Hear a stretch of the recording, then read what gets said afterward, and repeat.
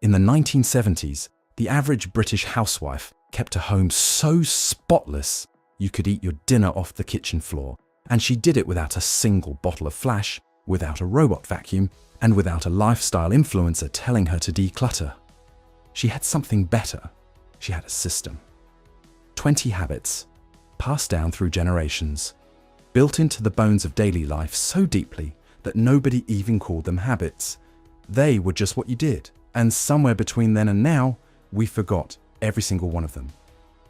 Entry 20. Everything has a designated place. This is the one that started my obsession with this whole topic, and I want to be upfront about that. I spent 3 hours researching this particular habit, and what I found shocked me, because it turns out the entire foundation of a clean British home in the 1970s was not about cleaning at all. It was about placement. Every single object in your nan's house had a home. The scissors lived in the second drawer. The torch lived on the shelf by the back door. The string lived in the kitchen drawer next to the tin foil. Not approximately there, exactly there. Always, without exception. This was not tidiness as a personality trait. It was tidiness as architecture. The house was designed around the objects that lived in it, and every family member, down to the smallest child, knew where everything belonged. When something was used, it went back. Not later, not after tea, immediately. The moment you were finished with it, it returned to its place. That was the rule, and it was not negotiable.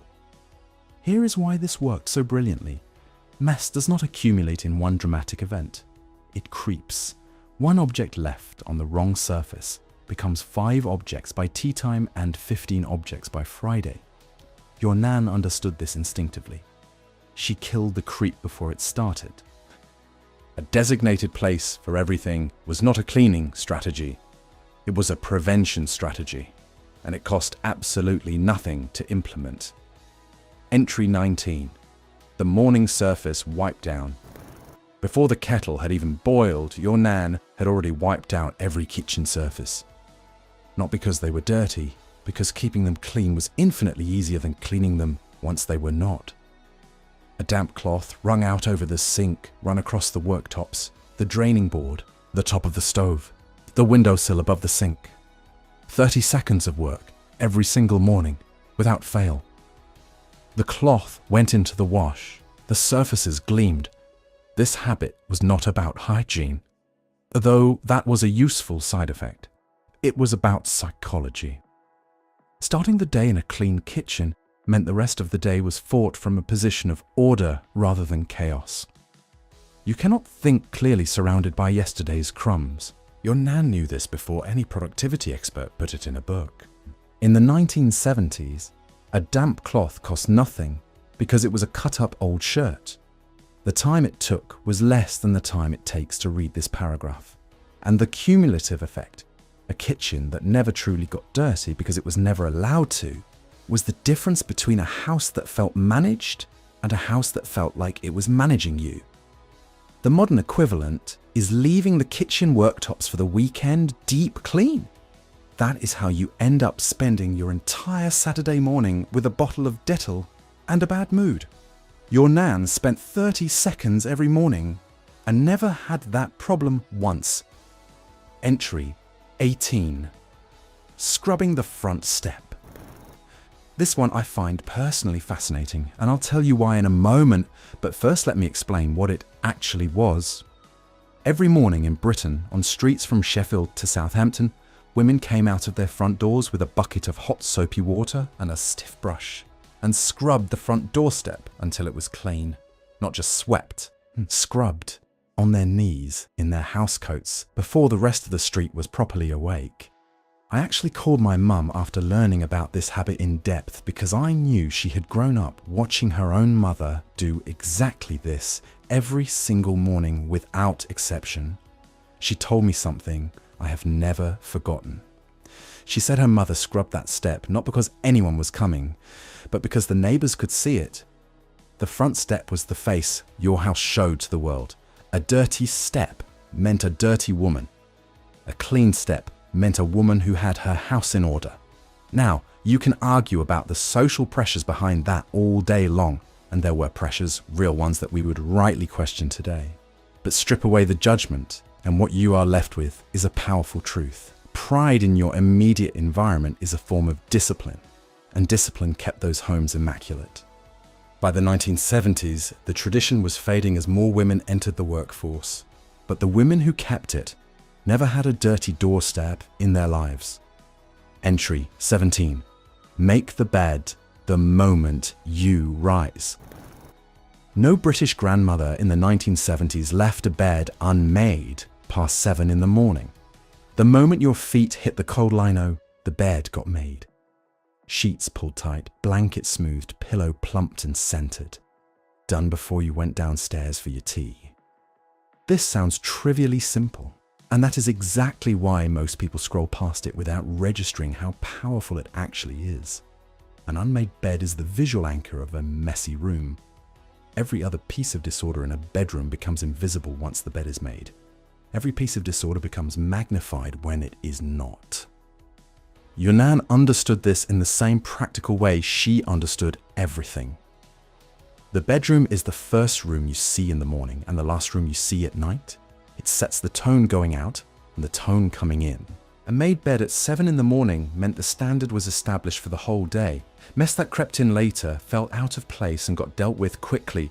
Mess that crept into an already chaotic room simply became part of the landscape. 2 minutes every morning. No tools required. No products to buy. Just the discipline to do it before you went downstairs. Every single day, without waiting until you felt like it. Because your nan did not wait until she felt like it. She just did it. Entry 16. Airing the rooms.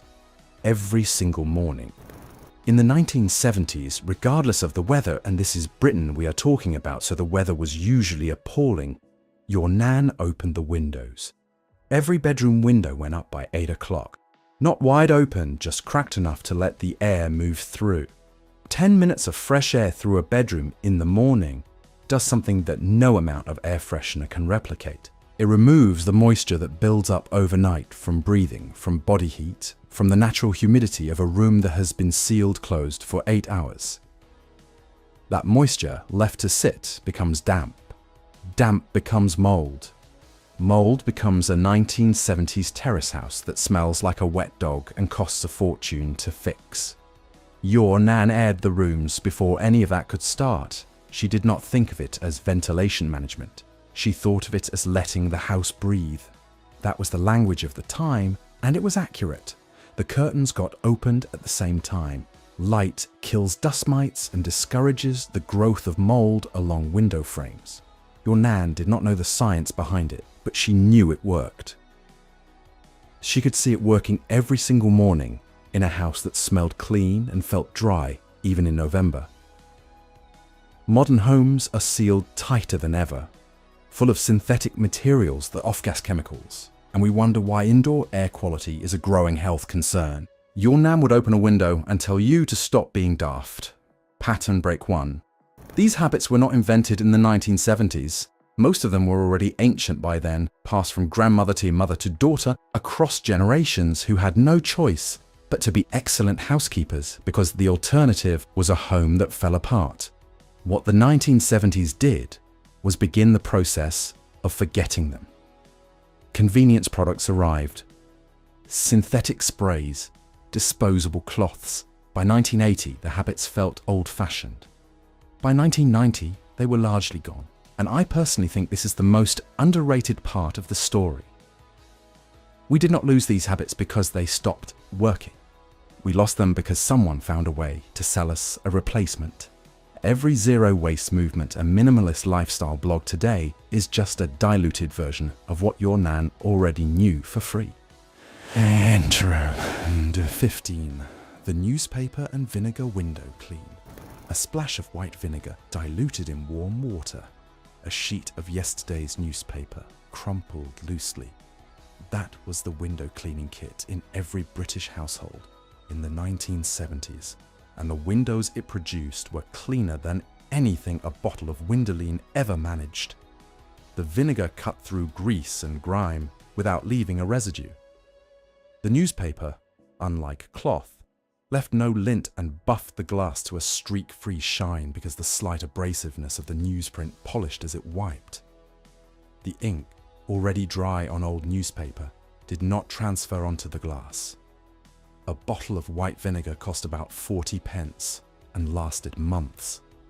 The newspaper had already been read. The total cost per window clean was essentially nothing. Modern window cleaning products cost £2 to £3 per bottle, leave a chemical residue that attracts dust faster than clean glass, and come in plastic that ends up in landfill. The companies that make them would very much prefer you did not know that a penny's worth of vinegar and last Tuesday's Daily Mirror does a better job. Your nan polished her windows every fortnight. They caught the light on a grey November afternoon and made the whole street look brighter. That was not an accident. That was a woman who knew her tools. Entry 14. 1 deep clean room per day. Your nan did not have a cleaning day. She had a cleaning schedule that spread the work across the entire week so evenly that no single day ever felt like hard labor. Monday was the kitchen. Tuesday was the front room. Wednesday was the bedrooms. Thursday was the bathroom and the hallway. Friday was whatever had been missed, plus the front step and the path. Saturday was laundry. Sunday was rest, because Sunday was always rest. 1 room per day, done properly, top to bottom, took perhaps 45 minutes. Spread across the week, that was 4.5 hours of cleaning, done in manageable daily portions, rather than one exhausting Saturday of resenting your own house. The result was a home that was never more than 6 days away from a proper clean in any single room. Dirt and dust never built up to the point where removing it required serious effort. Light cleaning every day was always easier than heavy cleaning once a week. This is the system that every professional cleaner, every household management book, and every organization expert eventually rediscovers and presents as a revelation. Your nan was running it in a 3-bedroom terrace in Wolverhampton in 1973 without ever writing it down. Entry 13. The doormat rule and shoes off at the door. In the 1970s, you did not walk into your nan's house in your outdoor shoes. You did not need to be told, you just knew. The mat was there. You wiped, you removed your shoes, you stepped into the house in your socks, and that was that. This was not a formal rule posted on the wall. It was a habit so ingrained, it operated below the level of conscious thought. Everyone in the family did it. Visitors were gently guided toward it. Nobody walked the outside world through the inside of the house. The logic was absolute. Every piece of dirt, every trace of mud, every microscopic piece of whatever was on the pavement between the front gate and the front door stops at the threshold. It does not come in. The floors stay clean for twice as long. The carpets last years longer. The daily sweeping takes half the time. A good doormat cost about 50 pence in the 1970s. Your nan had usually made hers from old rope or Hessian sacking. Either way, it did the job it was designed to do, which was prevent the outside from becoming the inside. Modern homes with pale carpets and open-plan living areas and no clear threshold between the entrance and the living space have largely abandoned this habit. The carpet cleaning industry thinks that is wonderful news. Entry 12. Washing up. Immediately, after every meal, the washing up was not something you did when you got around to it. It was something you did the moment the last plate was cleared from the table. Every time without exception. Breakfast plates were washed before your nan left the kitchen. Lunch things were done before she sat back down. The dinner service was washed, dried, and put away before the 9 o'clock news came on. The kitchen went to bed clean. This habit eliminated an entire category of household mess at a stroke. A sink full of dishes is not just untidy. It is a source of smells, a breeding ground for bacteria, a psychological weight that sits in the back of your mind the entire evening, making everything feel slightly unfinished. Your nan never had that feeling because she never allowed the dishes to pile up in the first place. Washing up for 4 took 10 minutes immediately after the meal and produced a clean kitchen. Washing up for 4 after the dishes had sat for 3 hours took 20 minutes, required more hot water because the food had hardened, and produced a kitchen that smelled of old food for an hour afterwards. The dishwasher generation will tell you this is what the machine is for. Your nan would tell you that the machine sits full of dirty dishes for 2 days before anyone runs it. And that is not a solution. That is a delay. Entry 11. The damp cloth before the dry duster. This one is so simple, it sounds like it cannot possibly make a difference. It makes an enormous difference. Before your nan dusted any surface, she went over it with a slightly damp cloth first. Here is why. A dry duster moves dust. It lifts it off the surface and redistributes it into the air where it floats, settles back down on the surface you just cleaned, and lands on every other surface in the room. You have not removed the dust, you have relocated it temporarily. A damp cloth picks up the dust and holds it. It does not become airborne. It does not settle back. It goes into the cloth goes into the wash, and the dust is gone. The dry cloth that follows polishes the surface to a shine. 2 cloths instead of 1. 30 seconds of extra effort. A room that stayed cleaner for longer because the dust had actually been removed rather than stirred around. Your nan learned this from her mother, who had learned it from hers. It was domestic science in the truest sense, not theory. Practice, refined over decades, producing results that modern cleaning products with their anti-static sprays and microfiber cloths are, if you read the small print, essentially trying to replicate. Entry 10. Bicarbonate of soda for absolutely everything. 1 box, 65 pence. And it outlasted, outperformed, and outclassed every specialist cleaning product your nan was eventually sold as a replacement. Bicarbonate of soda scrubbed the sink, deodorized the fridge, lifted stains from the carpet, unblocked the drain when poured down with boiling water and white vinegar, cleaned the silver, removed the smell from the kitchen bin, freshened the upholstery, whitened the grout between the bathroom tiles. In the 1970s, a box lived under every British sink. It was refilled when it ran out, which was rarely, because a little bicarbonate went a very long way. The entire cleaning arsenal of a well-maintained British home cost perhaps £2 or £3 a year in consumables. Today, the average British household spends over £250 a year on cleaning products.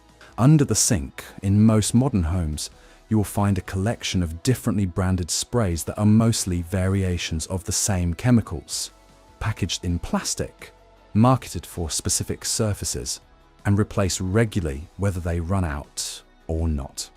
Your nan's box of bicarb sat on the same shelf for 3 months and cleaned everything in the house. She did not have a spray for the bathroom and a different spray for the kitchen and a 3rd spray for the glass and a 4th for the floor. She had bicarbonate of soda and the knowledge to use it. Entry 9. The 10-minute tidy before bed. Every night, without fail, before your nan sat down for the last time, she did a 10-minute walk through the house. Not a clean, not a scrub, a tidy. Objects that had wandered from their places went back. Cushions were straightened, newspapers were folded, the kitchen was checked. Anything left out that had no reason to be out went away. 10 minutes, set by the rhythm of the evening rather than a timer. Done while the 9 o'clock news was starting or while the kettle boiled for the last cup of tea. The house that woke up the next morning was the house your nan had left it the night before. Clean surfaces, clear floors, objects in their places. She walked into her kitchen at 7 o'clock and found a kitchen that was ready to work in, not one that had to be excavated first. This habit compounded every other habit on this list. The designated places only worked if things were returned to them nightly. The morning surface wipe only took 30 seconds because nothing had been left out overnight. The 1 room per day cleaning schedule stayed on track because the baseline was maintained every evening.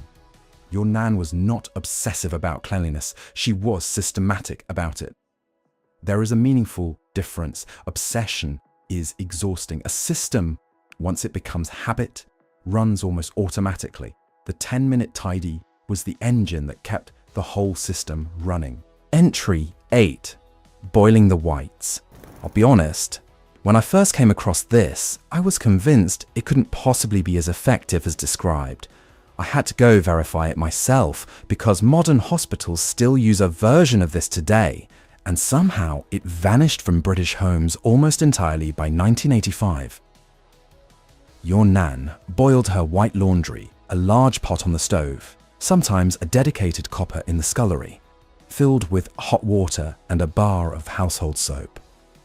The boiling water killed bacteria, dissolved grease, and lifted stains that a standard wash left behind. It did not just make laundry look clean, it made it actually clean. Modern machines at 60 degrees do a reasonable job. Boiling did a complete job. Nothing in the fabric softener aisle has ever come close to replicating it. Entry 7. Starching the net curtains. Net curtains in the 1970s were not decoration. They were the standard. Every window in every terrace, every semi, every flat had them. And your nan's net curtains were not the grey, sagging affairs you sometimes see in abandoned houses today. They were white, stiff, perfect, because she starched them. After washing the nets, your nan rinsed them in a solution of cold water starch before hanging them to dry. The starch stiffened the fabric, helped it hold its shape, made it resist collecting dust as quickly, and gave it that crisp, bright appearance that lasted weeks rather than days. A box of Robin starch cost about 20 pence in the 1970s. A bag of the powder made enough solution for the entire house. The nets went up looking like they had just been bought from the shop. The windows looked clean even on a grey day because the curtains framing them were pristine. When the starch wore out and the nets began to soften and grey, that was the signal to wash them again. The starch was the built-in maintenance reminder. The moment the curtains started to droop, your nan took it down and put it in the wash. Modern net curtains, where they still exist, hang in windows unwashed for months because nobody uses starch anymore and nobody has a clear signal telling them it is time. Your nan's windows told her every time. Entry 6. Blacking and polishing the hearth. By the 1970s, coal fires were becoming less common as central heating began its slow march through British homes. But in houses that still had them, and millions did throughout the decade, the hearth was treated with a reverence that seems almost extraordinary now. Every week, the fireplace was cleaned completely. Ash removed, grate brushed out, surround wiped down. Then the cast iron was treated with black lead polish, a product that had been used on British fireplaces since the Victorian era. Rubbed in, buffed to a deep, sober shine. The hearth was the focal point of the room, the thing every eye went to when you walked in. Your nan understood that a neglected hearth made the whole room feel neglected regardless of how clean the rest of it was. A blacked and polished hearth made the whole room feel cared for, regardless of what else was going on. This principle, that one focal point sets the standard for the entire space, is something interior designers charge considerable fees to explain. Your nan applied it every Thursday afternoon with a pot of Zebo and a rag. When gas fires replaced coal ones, the same attention transferred to the new hearth. The surround was polished, the tiles were cleaned, the focal point was maintained. Because the principle did not change, even if the technology did. Pattern break 3. Here is something I find myself thinking about at 2 in the morning more often than I should. Every single habit on this list is preventative. Not one of them is a response to mess. Every single one stops the mess forming in the first place. And yet when we talk about cleaning today, we talk almost exclusively about response. How to tackle a messy room, how to shift a stain, how to organize a cupboard that got away from you. Your nan would have found that baffling. She was not in the business of responding to chaos. She was in the business of never allowing it to develop. The modern cleaning industry needs your problems to sell you solutions. Your Nan's system had very few problems because the system prevented them. That is not nostalgia. That is engineering. Entry 5. The pantry rotation system. Your Nan's pantry was not a cupboard where things went to be forgotten. It was an inventory system. Every tin, every jar, every packet had a place, and the rule was simple and absolute. New items went to the back. Older items came to the front. Everything was used in the order it was bought. This system, which supply chain managers in global corporations now call first in, first out, and teach in business schools, was running in every British kitchen in the 1970s without a single spreadsheet or piece of software. Nothing expired unnoticed. Nothing got pushed to the back and discovered 3 years later with a best before date from the previous decade. Your Nan knew what she had because she could see it. She knew what needed using because it was at the front. She knew what needed replacing because the front was empty. The pantry was stocked deliberately. She bought what she needed and used what she bought. The rotation system meant that the pantry was always full, but never wasteful. The Food Standards Agency estimates that British households throw away 7 million tons of food every year, most of it perfectly edible. The majority of that waste comes from food bought and forgotten, pushed to the back of the cupboard behind newer purchases, and discovered too late. Your Nan's rotation system made that impossible. The cupboard was a tool she used, not a storage space she occasionally investigated. Entry 4. Everything out, everything back. This barely sounds like a habit, but it is the one that separates homes that stay clean from homes that slide into chaos despite everyone's best intentions. Your Nan did not finish using something and leave it where it was. The flour went back to the shelf before the next step. The rolling pin back on its hook. The ironing board folded away the moment she was done. The mending basket back in its corner, the newspaper folded and put in its place. The rule was simple and absolute. If you took it out, you put it back before you did the next thing. Not when you had time. Before the next thing. Homes that follow this rule never truly become messy because mess never gets the opportunity to form. The surface is cleared before the next object lands on it. Your Nan's house was always one step away from clean. She never let the gap open any wider than that. Entry 3. The Sunday reset. Sunday in a 1970s British home was not just a day of rest, it was the weekly reset.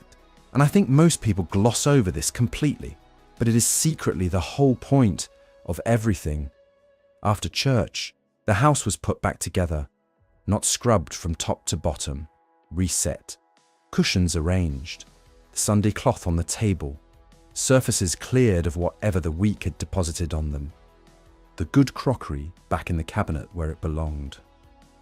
This was not about impressing visitors. It was about the rhythm of maintenance. Every week, regardless of what the week had thrown at the house, Sunday pulled it back to its best. Disorder could only accumulate so far before the calendar corrected it. Modern domestic life has lost that shape entirely. There is no high point, no reset, no guarantee. Your Nan never had a messy house because she never let the drift run longer than 6 days. The Sunday reset made certain of that. Entry 2. Never sit down to a cluttered table. The dining table was sacred. In British homes across the 1970s, you did not eat at a table buried under newspapers, school bags, and unopened post. The table was cleared before every meal. Always, without question. This was about more than cleanliness, it was about dignity. A clear table with a proper cloth and a place setting said that this meal mattered, that the people sitting down to eat it mattered. 30 seconds of effort made that statement every single day. Your Nan did not allow the table to become a horizontal storage unit. It had one function. When it was not performing that function, it was clear and ready to. If your table has become the landing zone for everything that walks through the front door, keys, bags, post, coats, restore the one rule Your Nan never abandoned. The table is for eating. Everything else finds another home. That rule costs nothing. It changes everything. Entry 1. The front room standard. This is the one. If you take nothing else from this list, take this. In the 1970s, the front room was held to a standard. Not a cleaning standard, a living standard.